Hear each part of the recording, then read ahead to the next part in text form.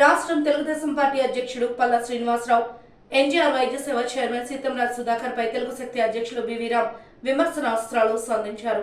మాజీ ముఖ్యమంత్రి వైఎస్ జగన్మోహన్ రెడ్డిని టార్గెట్ చేశారు. తనదైన శైలిలో నిప్పులు చెరగారు. దేవాదాయ శాఖను సింహాచలాన్ని భ్రష్టు పట్టించిన వైఎస్ జగన్మోహన్ రెడ్డి రాజకీయాలు చేయడం ఆయనకే చెల్లిందని విమర్శించారు. డాబా గార్డెన్స్ ప్రెస్ క్లబ్లో ఏర్పాటు చేసిన మీడియా సమావేశంలో ఆయన మాట్లాడుతూ, ప్రజలను 5 ఏళ్ల పాటు పీడించుకున్న వైఎస్ జగన్మోహన్ రెడ్డి సర్కార్ శారదా పీఠానికి అధిపతినని చెప్పుకున్న స్వరూపానంద సేవలో తరించిందన్నారు. దేవాదాయ శాఖ కార్యకలాపాలు మొత్తం స్వరూపానంద చేతికి వెళ్లాయని ఆరోపించారు. చివరకు స్వరూపానంద సూచనలతోనే ప్రపంచ ప్రసిద్ధ పుణ్యక్షేత్రం సింహాచల దేవస్థాన ఆనువంశిక ధర్మకర్తను కూడా మార్చేసిన నీచమైన చరిత్ర వైఎస్ జగన్మోహన్ రెడ్డిదని అన్నారు. తద్వారా మనోభావాలు దెబ్బతిన్న భక్తుల దృష్టిలో వైఎస్ జగన్ చరిత్రహీనుడిగా మిగిలిపోయారన్నారు. ఇప్పుడు అటువంటి వ్యక్తి సింహాచల ఘటనపై మొసలి కన్నీరు కార్చడం దెయ్యాలు వేదాలు వల్లించినట్టుగా ఉందన్నారు. ప్రభుత్వం వెంటనే మీరు అధికారులకి సర్టిఫికేట్ చూస్తున్నారు. ఏ ఒకటి సర్టిఫికెట్ లేవు, అన్ని దొంగ సర్టిఫికెట్లే. అంటే వ్యవస్థ ఎలాగైపోయిందంటే మా చేతుల్లో ఉంది కదా. అంటే ముఖ్య బాధ్యత కమిషనర్ది, మంత్రులది కాదు. కమిషనర్ రాష్ట్రానికి దేవాదాయ శాఖ కమిషనర్ ఉన్నాడు. ఏం పీక్తో అడుగుతున్నాను. ఈరోజు 8 మంది ప్రాణాలు పోతే మీరు ఏదో ప్రభుత్వం డబ్బు ఇవ్వటం కాదు, మీరు ఎలాగేస్తారు అడుగుతాం ప్రభుత్వాన్ని. ఎందుకంటే ఇది ప్రజల డబ్బు, ప్రజలు కట్టే పన్నుని రాష్ట్ర అభివృద్ధి కోసం ఇచ్చారు తప్ప ఇలాగ చచ్చిపోయిన వాళ్ళకి మీరు ఎమ్మని రావట్లేదు. ఎవరి వాళ్ళు చచ్చిపోయారు వాళ్ళు వసూలు చేయండి. సింహాచలంలో దేవస్థానంలో ఉన్న అధికారులు అందరూ అన్ఫిట్ టు బి అధికారులు దొంగలుతున్నారు. సో దయచేసి ఒక్కొక్కరికి పాదర్శన కాదు 50 లక్షలు డిమాండ్ చేస్తారు. సింహాచలంలో ఉన్న అధికారులు, ఈవో, కమిషనర్ మొత్తం దీంట్లో పెట్టండి. అంతేకాని ప్రజలు డబ్బు ఇస్తే మాత్రం తెలుగు శక్తి ఊరుతూ మనం చేస్తున్నారు. ఈరోజు జగన్మోహన్ రెడ్డి గారు సైకోసం ఎలా పెరిగిపోయిందంటే మామూలుగా రాడు, సవాలు కనపడితే చాలు రాబందులాగా వాలిపోతున్నాడు. ఒక గద్దె మీద సవాలు నడుస్తాం. అసలు ఈ బుద్ధుని అడుగుతున్నాను. ఈవేళ ఇది ప్రకృతి వైఫల్యం. ఆ రోజు ఎవరు ఊహించలేదు. గాలి వాన వస్తుంది, తుఫాను వస్తుంది, వర్షం పడుతుందని బీభత్స గాలి ఎవరు ఊహించలేదు. జరిగింది. అది బాధ్యత ఎవరు వహించాలండి? కమిషనర్. ఆ కట్టిన వాళ్ళు కూడా సరైన కన్స్ట్రక్షన్ చేయాలి, టెంపరీ వాల్. ఇదంతా ప్రసాద స్కీమ్ నుంచి డబ్బులు డెవలప్ చేశారు.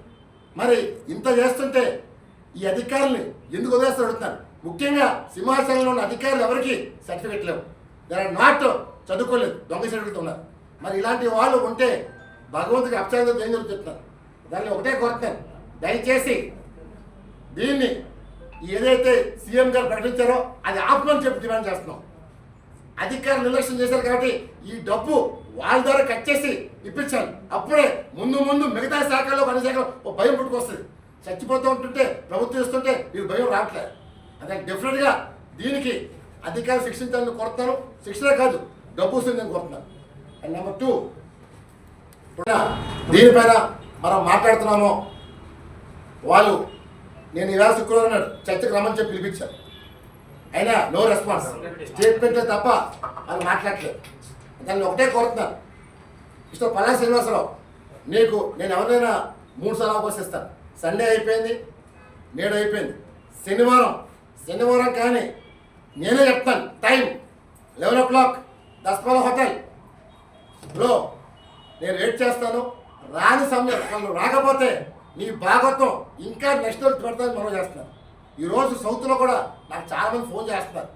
ఎప్పుడైతే సుధాకర్ మీరు ఆ రకంగా మాట్లాడారో మనమంతా చాలా హ్యాపీగా ఉన్నాం సార్. అన్న మీడియం నడుస్తున్నారు. నేను అన్నాను, నా వెంట కాదు, తెలుగుదేశం పార్టీకి లాయల్టీగా ఉండండి. ఈ పార్టీ మనందరిది.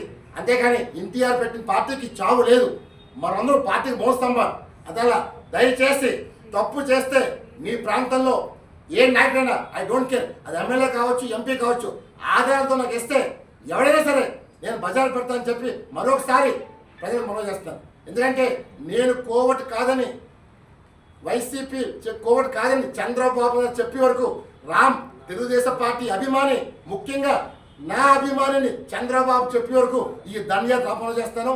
అందువల్ల నేను ఎవరికి భయపడను. నన్ను భయపెట్టాలని చూస్తే వేటాడేస్తాను.